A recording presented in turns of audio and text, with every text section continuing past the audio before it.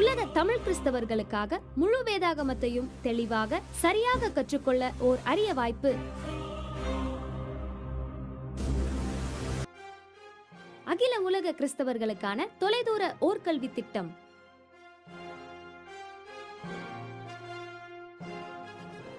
ATAவின் பதிவு பெற்ற கல்லூரி. CTH Certification in Theology, BTH Bachelor in Theology, MDiv Master in Divinity, MTH Master in Theology.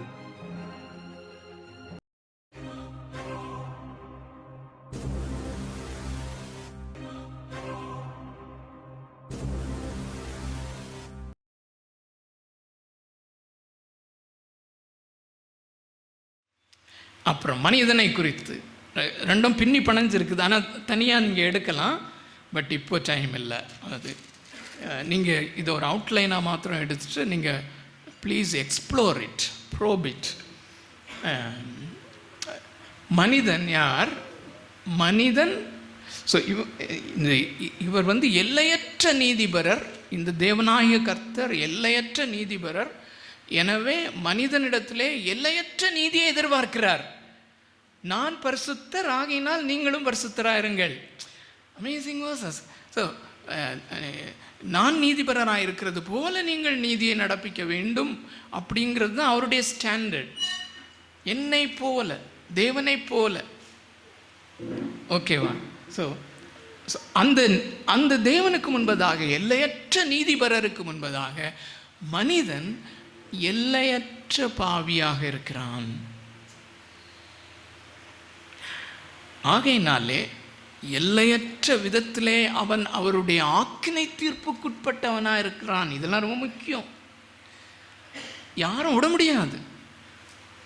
ஆக்கினை தீர்ப்பு, that is equal to தேவனாகிய கர்த்தருடைய கோபாக்கினை, நித்திய கோபாக்கினை ஒவ்வொரு மனிதனும் பிறக்கும் போதே அவன் மேல் இருக்கிறது. இதெல்லாம் ரோமரில் இருக்குது. நல்ல கவனிங்க, வசனத்தை எடுத்து காமிப்பேன் கண்டிப்பாக. சாரி, சேர்த்து சொல்கிறதுக்கு நான் டைமும் அப்பப்போ பார்க்க வேண்டியிருக்கு.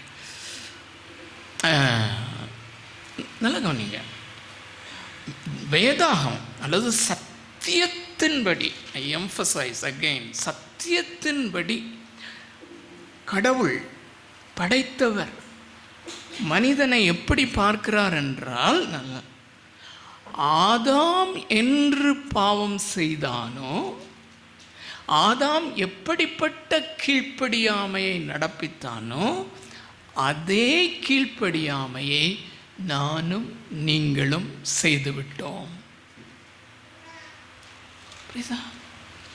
அதுதான் ரோமர் 5வது அதிகாரம் 12வது வசனத்திலிருந்து ஒரு சில வசனங்கள் அவர் சொல்கிறார். நீங்கள் நோட் பண்ணிவிட்டு வீட்டில் போய் பாருங்கள், அதனுடைய அர்த்தங்களை சரியாக புரிஞ்சிக்க முடியுதான்னு சொல்லி.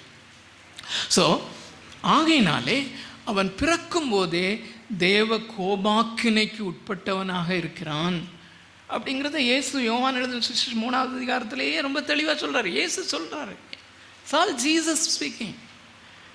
அவன் ஏற்கனவே ஆக்கினை தீர்ப்புக்கு உட்பட்டாயிற்று. வசனம்லாம் அவங்களுக்கு ஞாபகம் வரும்னு நினைக்கிறேன். அவனுக்கு இனிமேல் ஒன்றும் இல்லை. அவன் பிறக்கும் போதே ஆக்கினை தீர்ப்பு. ஆக்கினை தீர்ப்புனா என்ன? இது ஒரு கோர்ட். சர்வலோகத்தின் நியாயாதிபதி இருக்கிறார். அவருக்கு முன்பதாக குற்றம் சாட்டப்பட்டவன். உச்ச நீதிமன்றம் சொல்லும்போது இவன் இந்த குற்றம் சாட்டப்பட்டவன், ஆகையினாலே இந்த தண்டனைக்குரியவன். அவங்க தண்டனை எழுதிட்டாங்க. பட் என்ன தண்டனை? எல்லையற்ற கடவுளுக்கு முன்பதாக, எல்லையற்ற நீதிபரருக்கு முன்பதாக, எல்லையற்ற பாவியாக நிற்கிற நான் எல்லையற்ற நரக தண்டனை, நித்தியமாக. அது எப்படிப்பட்டது அப்படிங்கிறதையெல்லாம் மிக தெளிவாக போதித்தவர் யாரு? யார் சொல்லுங்க? இல்லை, இயேசு. இயேசு தான் நரகத்தை மிக தெளிவாக விளக்கினவர். ஏனென்றால் அவர் சொல்லுகிறார், நான் ஒருத்தனா பரலோகத்திலிருந்து வந்தவன். பரலோகம் என்னன்னு, நரகம் என்னவென்று எனக்கு மட்டும்தான் தெரியும். மற்றபடி நீ சொப்பனத்திலேயோ என்னமோ ஒரு நிறைய பேர் செத்துட்டு போய் வராங்கல்ல, அதெல்லாம் அப்படியே நம்பாதீங்க ப்ளீஸ். அதில் எக்ஸைட் ஆகாதீங்க. அதில் ஒன்றுமே இல்லை. அதை வந்து அவங்க அந்த ஒரு கோமா ஸ்டேஜில் அல்லது ஒரு மாதிரிப்பட்ட ஒரு அந்த மரிக்கும்போது ஒரு மயக்க நிலை மாதிரி ஒன்று இருக்கும்ல, அதில் அவங்க பார்க்குற ட்ரீம்ஸும் அந்த காரியங்கள் அது குப்பை. அது ஒன்றுமே இல்லை.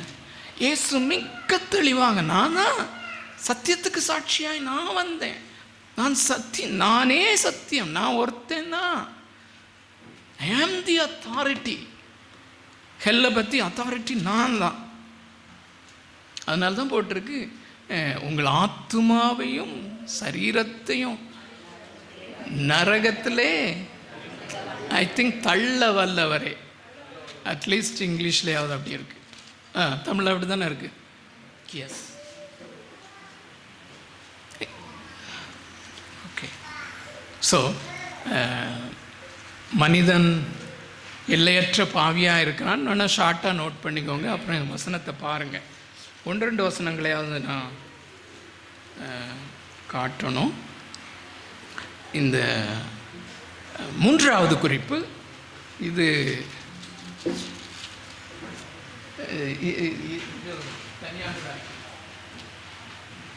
Garden man. அது வந்து நான் ரோமருக்கு எழுதின நிருபம் அவுட்லைன் சொல்லும்போது சுவிசேஷத்தில் நீங்கள் சொல்லும் சுவிசேஷத்தில் 2வது மனிதனை குறித்து இப்போ நான் சொன்ன காரியங்கள் எல்லாமே, 3வது கிரைஸ்ட்.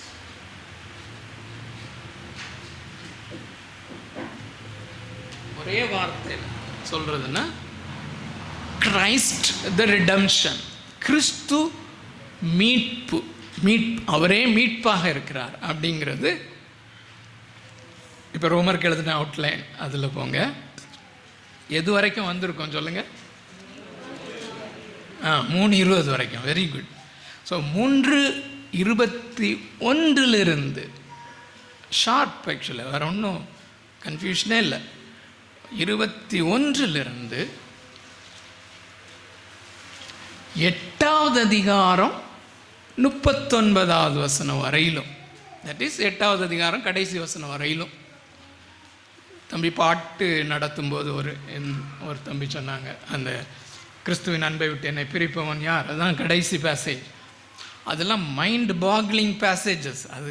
அது நீங்கள் அதனுடைய அர்த்தத்தை எப்படி புரிஞ்சு அதை பாடுறீங்கன்னு தெரியல எனக்கு. பட் ஆனால் அது வந்து அதனுடைய அர்த்தத்தை நாம் சரியாய் விளங்கி கொள்ளும் ஓமையானால் அந்த லாஜிக்கல் ஆர்டர்லேயே நீங்கள் படிச்சுட்டு வரும்போது இது ஏபெக்ஸ், இது வந்து கிளைமேக்ஸ், முடியவே முடியாது அப்படின்னு சொல்கிறார்.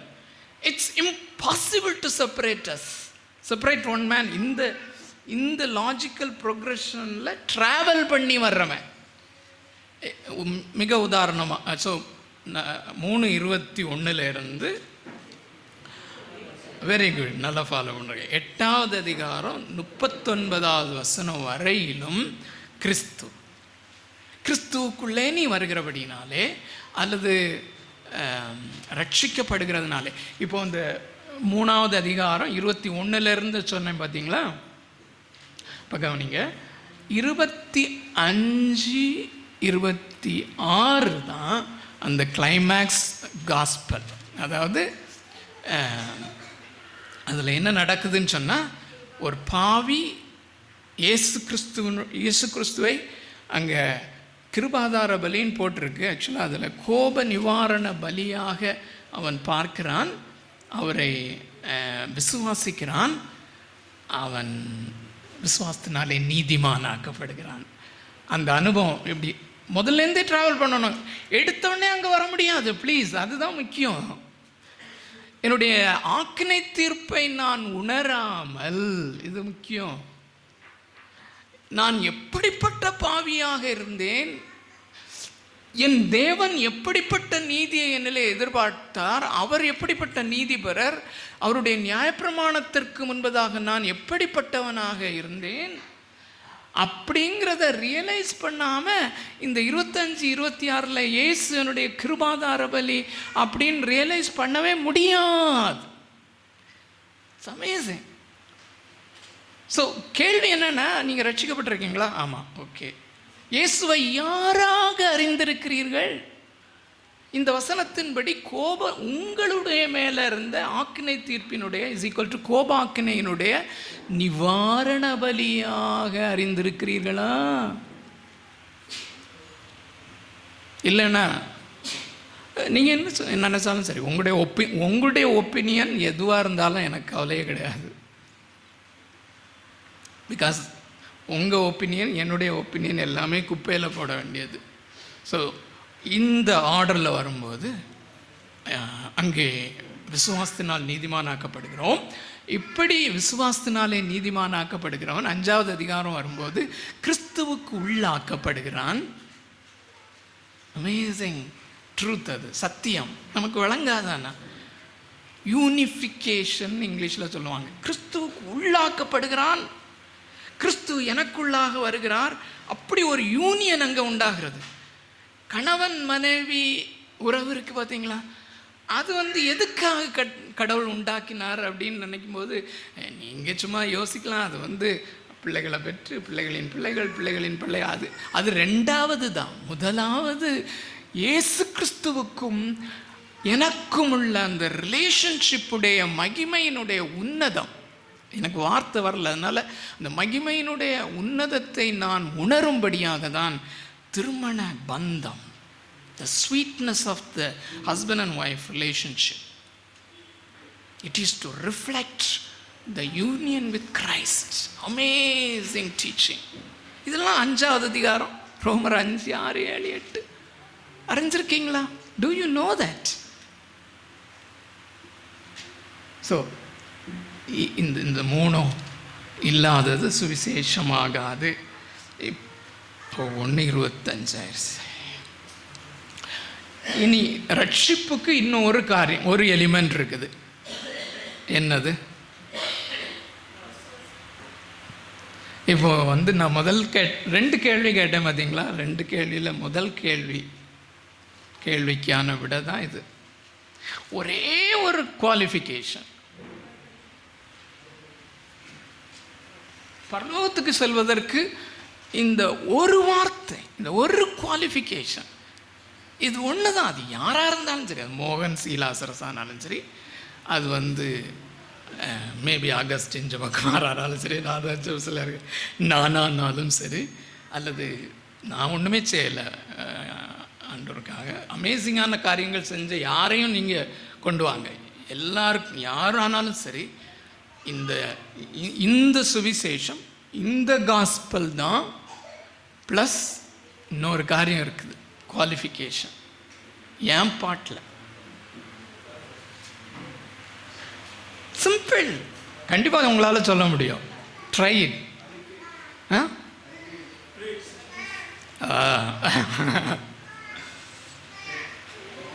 Please try. இது கிறிஸ்தவ வாழ்க்கைக்கு ரொம்ப ரொம்ப ரொம்ப முக்கியம். ஃபெய்த்ன்னு சொன்னது யார்? கரெக்ட். ஃபெய்த், விசுவாசம் மாத்திரமே என்னை அவரிடத்துல கொண்டு போக முடியும். ஆனால் சிந்தனையாளர்களே சிந்தியுங்கள். யார் யாருக்கெல்லாம் கடவுள் மூளையை கொடுத்துருக்கிறாரோ, சிந்தனை திறனை கொடுத்திருக்கிறாரோ, சிந்தியுங்கள். த வே, அதாவது இன்றைய தமிழ் கிறிஸ்தவ உலகம் விசுவாசம் என்னும் வார்த்தையை விளங்கி கொண்டது முற்றிலும் தவறு என்று நான் சொல்லுவேன். 99.99. ஆனால் வேதம் கூறும் விசுவாசம் என்பது it's not an ordinary word. ஏன்னா ஒரே ஒரு வசனத்தை காமிக்கிறேன். கலாத்தியருக்கு எழுதின நிருபம்,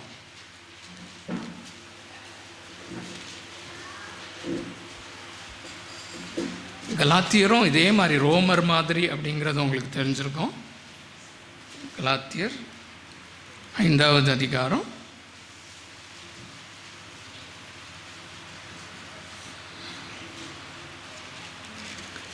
5வது வசனம். Sorry, okay, 5, 6 வாசிப்பலாம். எல்லாருமே உங்கள் பைபிளில் திறந்து நிறுத்தி நிதானமாக வாசிப்போம்.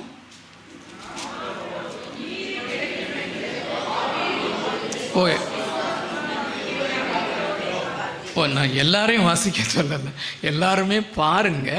யாராவது ஒருத்தர் தெளிவாக நிறுத்தி நிதானமாக வாசிப்போம். சரியா? அது எல்லாரும் வாசித்ததுக்கு அடையாளம்தான். தேங்க்யூ.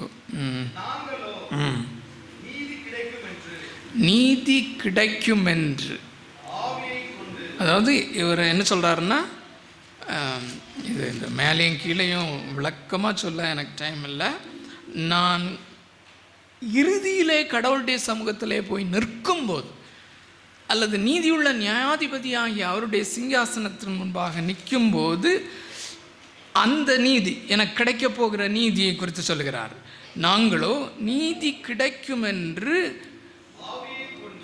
ஆவியை கொண்டு, பரிசுத்த ஆவியானவரை கொண்டு, விசுவாசத்தினால் நம்பிக்கையோட காத்திருக்கிறோம். எங்களுக்கு ஒரு நீதி இருக்குன்னு இல்லை, நாங்கள் ஏதோ பரிசுத்தத்தை நிறைவேற்றினோம் என்ற ஆட்டிடியூடில் அல்ல.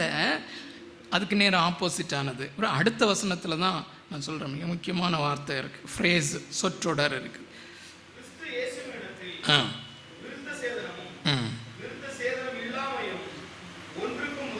அப்படின்னா என்ன சொல்கிறாருன்னா, விருத்த சேதனம் அப்படிங்கிறது அன்றைய யூத விசுவாசிகளுக்கு இருந்த பிரச்சனை, கலாத்திய திருச்சபைக்கு இருந்த பிரச்சனை. அதை இன்றைய நாளுக்கு கரெக்டாக கான்டெக்ஸ்டுவலைஸ் பண்ணி சொன்னோன்னா, கிறிஸ்தியேசுவினிடத்தில் கிரியைகள் ஒன்றும் உதவாது, உன்னுடைய கிரியைகளும் என்னுடைய கிரியைகளும் ஒன்றும் அங்கே உதவிக்கு வராது. அந்த கமாக்கு அடுத்து தம்பி இப்போ வாசிக்கிறத பாருங்க. அன்பினால் கிரியை செய்கிற விசுவாசம், the faith that worketh with love. Mind boggling ஆன ஃப்ரேஸ் அது. அந்த சொற்றொடர் மிக வலிமை வாய்ந்த சொற்றொடர். அன்பினால் கிரியை செய்யும் விசுவாசம் எனக்கு இருக்குமானால் மாத்திரமே நான் அங்கு போய் நிற்க முடியும், கோ த்ரூ பண்ண முடியும். அதுதான் the only qualification. அது என்ன விசுவாசம் அப்படிங்கிறத ஆஃப்டர்நூன் செஷனில் பார்க்கலாம். அதுக்கு முன்னாடி ஒரு சில வசனங்களை ஐ திங்க் எனக்கு முடிஞ்சிருச்சு, டைம் முடிஞ்சிருச்சு. இதில் இந்த 3 குறிப்புக்கும் 1 அல்லது 2 அல்லது 3 வசனங்களை இப்போ அகெயின் கம் டு ரோமன்ஸ். ரோமருக்கு எழுதின நிருபத்தில் வாங்க. நீங்கள் நல்லா ஃபாலோ பண்ணிட்டு வரீங்க, அதே கான்சன்ட்ரேஷனோட தொடர்ந்து வாங்க. இப்போ எந்த வசனம் வரைக்கும் வந்திருக்கிறோம்? கரெக்ட், 8 கடைசி வரையும். அப்போது இந்த 3வது அதிகாரம் 21 இருந்து 8வது அதிகாரம் 39 வரையிலும் கிறிஸ்துவனுடைய அந்த கிறிஸ்து எனக்கு என்ன செஞ்சார், ஆக்சுவலாக இந்த காரியங்கள் அதில் அப்படி பின்னி பிணைஞ்சிருக்கு. அந்த பின்னி பிணைஞ்சு இல்லை, ரொம்ப தெளிவாக இந்த வசனத்துலேருந்து இது வரைக்கும் அப்படி இப்படி டீச் பண்ணுறாரு. அதில் மிக முக்கியமாக என்ன சொல்கிறாருன்னா, ஜஸ்டிஃபிகேஷன் பை ஃபெய்த், அதாவது நீதிமான் என்று பிரகடனப்படுத்தப்படுதல். அப்போ அந்த பேசேஜுக்கு நாம் வரும் பொழுது நீதிமான் ஆயிற்றோம் அப்படின்னு இல்லை, நம்மை பாவியாக வந்த என்னை, நல்லா கவனிங்க, எப்பேற்பட்ட பாவியாகவும் நான் வந்திருக்கலாம், ஆனால் நான் கிறிஸ்துவனுடைய நீதியை நான் அங்கே விசுவாசிப்பதினாலே அவர் யார் என்று சரியாய் விளங்கி கொண்டு அவர் சிலுவையிலே செய்த காரியம், அந்த சிலுவையின் உபதேசத்தை நான் சரியாக என்னுடைய மனதிலே நான் விளங்கி கொண்டு அதை அப்சார்ப் பண்ணி அது விசுவாசமாக கன்வெர்ட் ஆகும்போது இவன் நீதிமான் என்று தேவன் பிரகடனப்படுத்துகிறார். You can now come into my presence. இது எவ்வளோ ஒரு மைண்ட் பாக்லிங்கான ஒரு காரியம் தெரியுமா அருமையானவர்களே? அன்னைக்கு ஜபிக்கிற எல்லாருமே நம்ம தேவனுடைய சமூகத்தில் நின்று தேவனிடத்தில் தான் ஜெபம் பண்ணுறோன்னு நினைக்கலாம். எல்லாருமே ஆக்சுவலாக சில கத்தோலிக்க ப்ரீஸ்டுடைய அந்த ஷார்ட்ஸ் கூட நான் பார்ப்பேன். அவங்களுமே என்ன நினைக்கிறாங்கன்னா, அவங்க என்ன அசம்ஷனில் அவருடைய பிரசங்கம் ரொம்ப அருமையாக இருக்கும். எல்லாருமே அவங்க பங்கில் இருக்கவங்க, அவங்க சர்ச் விசுவாசிகள் எல்லாருமே ரட்சிக்கப்பட்டவங்கன்னு தான் அவர் பேசுகிற அட்ரஸ் பண்ணுறாரு. ஸோ அவங்களும் ஜெபிக்கிறாங்க, ரொம்ப சின்சியராக ஜெபிக்கிறாங்க. உங்களுக்கு தெரிஞ்சிருக்கும் கேத்தலிக்ஸ் எவ்வளோ சின்சியராக காலையில் அதிகாலை அந்த மாதிரிலாம் மாசில் சின்சியாரிட்டி போதாது, ட்ரூத், சத்தியம். ஸோ அவங்களும் ரட்சிக்கப்பட்டோன்னு நினச்சிருக்காங்க, எங்களுடைய ஜபங்கள் அங்கே தான் போகுதுன்னு நினைக்கிறாங்க. பட் ஒன்றும் போகாது. இந்த பிதாவாகிய தேவன் யார்? அவருடைய சமூகத்தில் போய் நான் நிற்க முடியுமா? cannot. only through. So நானே வழியும் சத்தியமாக இருக்கிறேன், என்னை இல்லாமல் ஒருவனும் பிதாவினிடத்தில் வரான் அப்படிங்கிறதுலாம் நம்முடைய மைண்டில் நிற்கக்கூடாது. பெரிய காரியங்கள்.